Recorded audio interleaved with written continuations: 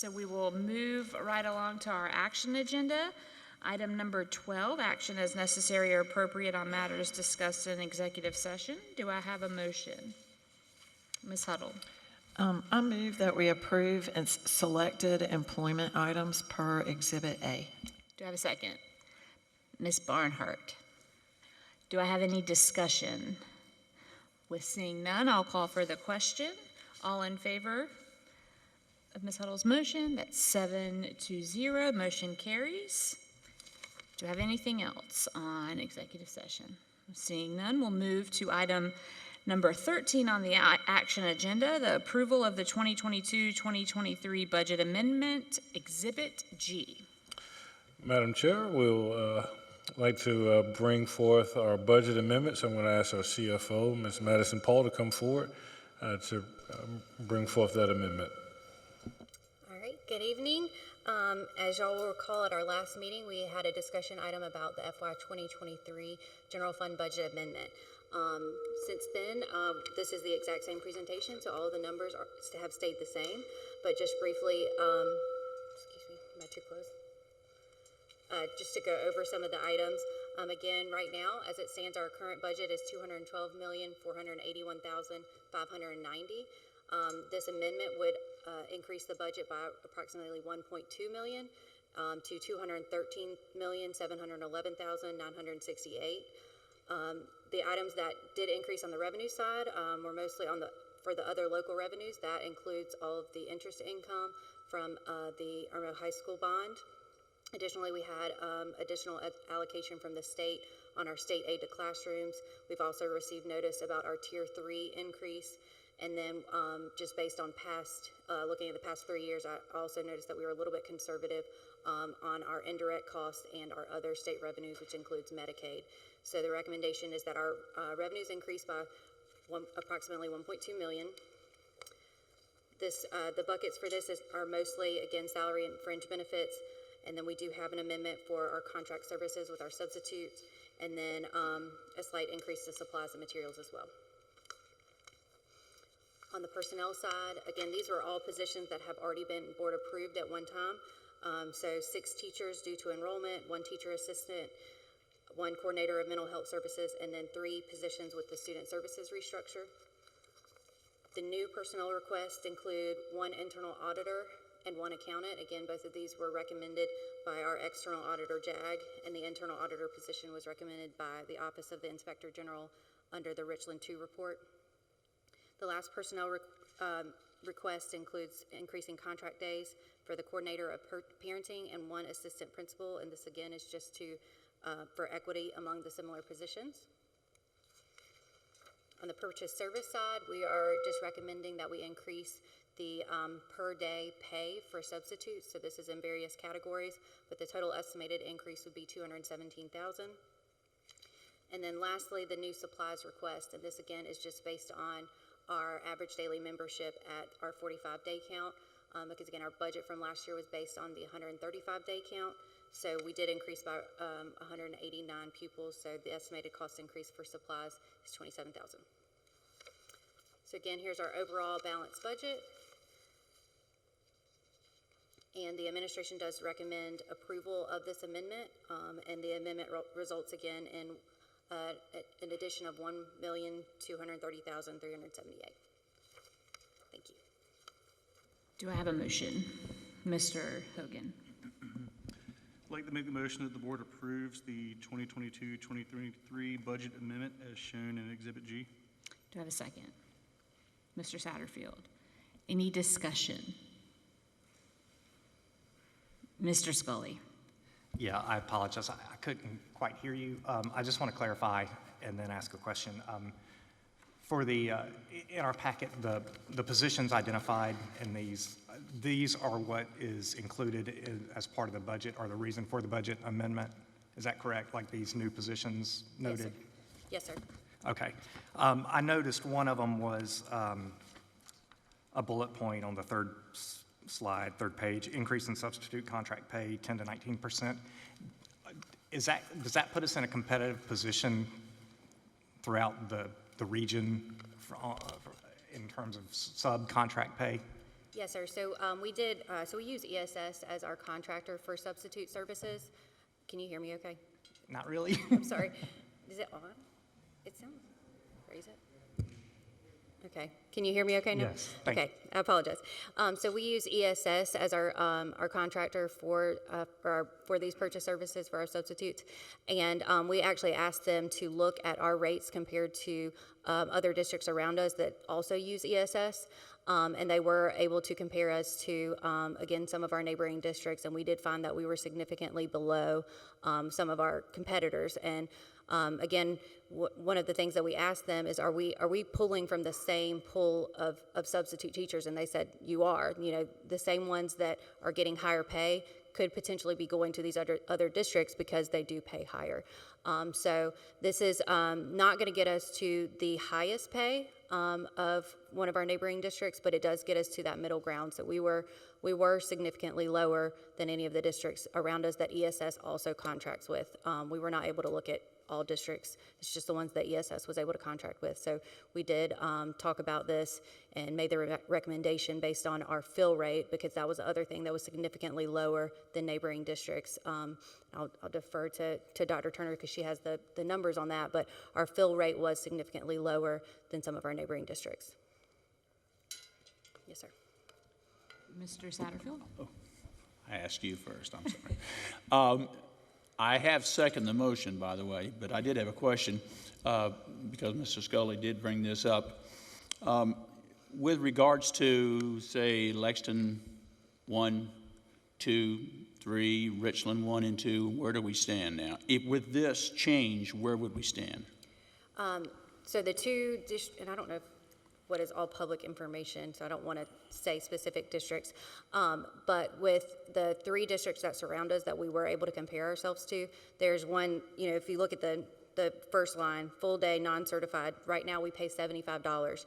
There are 2 districts that are close by that pay $80, and then there's 1 district that pays $95. So the recommendation is that we pay $85. So we would still be right in the middle. We would not be at the highest, but we would be at the middle, and that's where all of these numbers really lie. Okay. My second question is, I know that substitute teachers have the option with regards to what schools they want to serve. Are we having issues in some schools getting subs as opposed to others? I will defer to Dr. Turner on that. We have found some schools more challenging to pick up to get substitutes than others. In those cases, each week when I meet with ESS for a weekly report, they've been trying to incentivize certain schools. But yes, sir, the response to your question is yes, we do have challenges, more so in some areas than others. Yeah, I can say that's been an issue for quite some time. Sometimes it's proximity, sometimes it's age, and sometimes it's just they feel like I'd rather be at this school than another for whatever reason. But I do want to, you know, I'm obviously in favor of approving these changes, but I would like us to be the highest paid in this area. I mean, we're always having shortage of subs. I know that's an issue. I hear it from a lot of my former cohorts. And it's, you know, it's a very simple resolution there, and that is if you're willing to pay a little more, you're going to get better folks, and you're going to have more folks that want to do it. So we're in competition with a lot of places for employees. And even some of the subs look at substitute teaching as their regular job. So, but anyway, I just hope that we'll consider that or look at that in the very near future. I think we ought to be number 1 in the Columbia area, without question. Thank you. Thank you. Mr. Scully, did you have another question? Yeah, just to follow up on that, is there any way that we can or look at becoming into that higher tier for subs? I think it's probably fair that I make that answer that question. I think one of the things that we wanted to look at is we were going to commit either $500,000, I think, or $600,000 to be number 1, and so we had to balance that with some of the other needs. So we were at a 78%. It was a 78% fill rate. We were at a 78% fill rate. We looked at other districts that were the highest paid district was at an 85% fill rate. So we knew that teachers were still going to cover classes. So we could go in $600,000, $700,000 in, and we would still have identified needs. So what we thought of is let's look at the next fill rate tier, which was 83% fill rate. And we said, what we'll do is we'll go in, we'll take this budget amendment and put, what do we put, $400,000 into it? For this note, it's 217. 270, yeah, so we would put 270 to see if we get to 83. Does that money actually get us to second tier? Because the philosophy is more money makes more higher fill rate. If that falls short, then we put a lot of money into something that we could have gave to our teachers. The other thing that we were balancing was the highest paid in the area was still short 15% in coverage. So we wanted to look at coming to the board with maybe, do we pay teachers who cover? And so we didn't want to lock all that money up into the subcontract when we could look at, well, maybe we compensate teachers who are covering. So this, by going to the, to outbid those districts that were at 83% fill rate, that's what we did. We went to that line and a little bit more to kind of scoop in there to win at that tier. And if we feel that we can, that the fill rate follows, then I think we can go and look at, all right, let's go to the next tier. But if the fill rate doesn't follow, I like to come back to the board with options of compensating teachers who are covering those classes if the best fill rate is 15%, if the best fill rate is 85%. Okay. Yeah, thank you. That's a great response. Yeah, I have one more comment. You know, I was principal for many years, so I dealt with the substitute issue. And the thing that really gets under the teacher's craw, so to speak, is when they have to cover classes for other teachers. They lose their planning time. They're already pulled out of planning for a myriad of reasons. They got parent-teacher conferences, they got IEP meetings. There's a multitude of reasons that they are losing their planning. And I would just encourage us, whatever avenue we take, to figure out a way of protecting teachers' planning periods. And I think Ms. Miller knows what I'm talking about with that as well. We're right now trying to do our best to retain teachers, and we're trying to do our best to bring teachers on board and hire teachers, and we talked about some of that in our executive session, but that is one of the issues that teachers have, and that is they have to give up their planning period more than just once in a while. They're having to frequently sometimes give up their planning periods, and we tell them they got planning, but in reality, a lot of them are losing their planning, and Mr. Rawson understands that. He's dealt with that as well. So I would just encourage us to, whatever avenue we take, try to do our best to protect teachers' planning and demonstrate to them that they are as important in that planning period. We should be protecting that for them, because I can tell you these teachers really work hard during those planning periods. So anyway, Thank you, Mr. Satterfield. This may be something that we put on the discussion agenda at a later meeting where we are just talking about this subject and not just a budget amendment situation, but thank you very much for that. Ms. Huddle. This may affect the budget. Ms. Blackburn-Hines and I had a retired teacher that was trying to substitute and came up to us at a meeting and said that the applicant has to pay for their background check. And I don't know if that's something ESS does system-wide, but if that's the case, I would ask that we investigate that, because I think if we've paid for that, then it might help us get more subs. That's what I was just asking Dr. Ross. Can you comment on that, please? Yes, ma'am, and Dr. Turner, correct me if I'm wrong. Because that's on the ESS side, they are essentially an employee of ESS.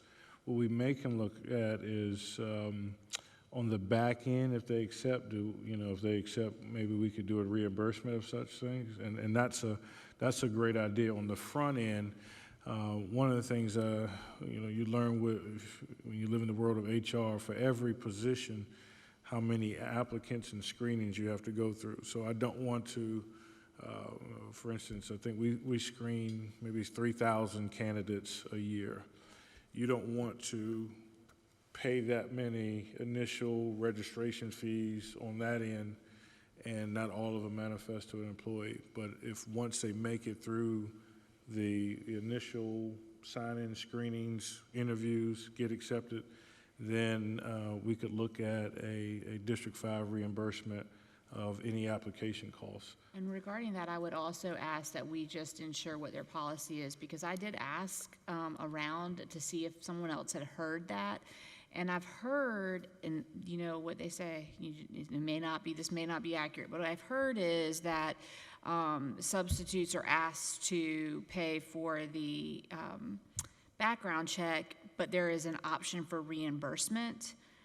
But I don't know what that looks like. So ESS may already be reimbursing applicants, but that might be even if that's the case, that might be discouraging really good applicants from applying through that program, because the candidate that spoke to us about that is a very good educator, and it would be, you know, the fact that she's discouraged from not working in our district is not good for our students. So that's definitely something to look into. Ms. Huddle?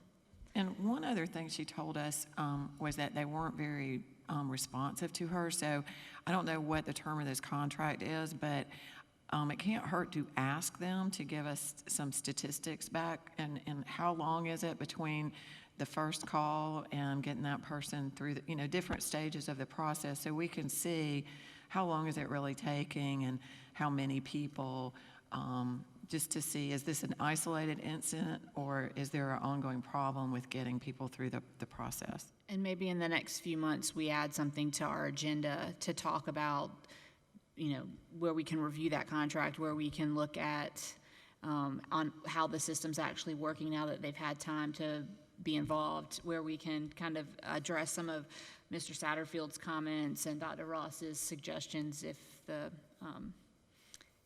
if this budget increase doesn't significantly move us up, where we have bodies and buildings that are helping, making an impact on our students. I think that's great. All right, if we do not have any more questions, I'm going to call for the question here on Mr. Hogan's motion. All in favor of Mr. Hogan's motion on the recommendation of the administration to amend the 2022-23 general fund budget? That's 7-0, motion carries. Good discussion. And we will move on to item number 14 on our action agenda, which is the approval of the proposed 2023-2024 school board meeting schedule, Exhibit H. Thank you, Madam Chair. At this time, we'll bring a proposal of the 2023-2024 school board meeting schedule for your approval. I'm going to ask our Executive Director of Communication, Ms. Amanda Taylor, to bring that exhibit. Thank you. Madam Chair, I'll beg your indulgence to stay put for this one. You can please sit down. I'm fine. Okay. Thank you. You can sit down, though. Thank you. Okay. Since we have approved the next year's academic calendar, it is time to now approve our board meeting schedule for next academic year. So in your packet and on the screen is the proposed draft meeting schedule. You'll find it's very similar to our schedule this year and in previous years. We meet twice a month with the exception of July, November, December, and April. There is one minor change in that we will continue to host most of our meetings here at the Center for Advanced Technical Studies.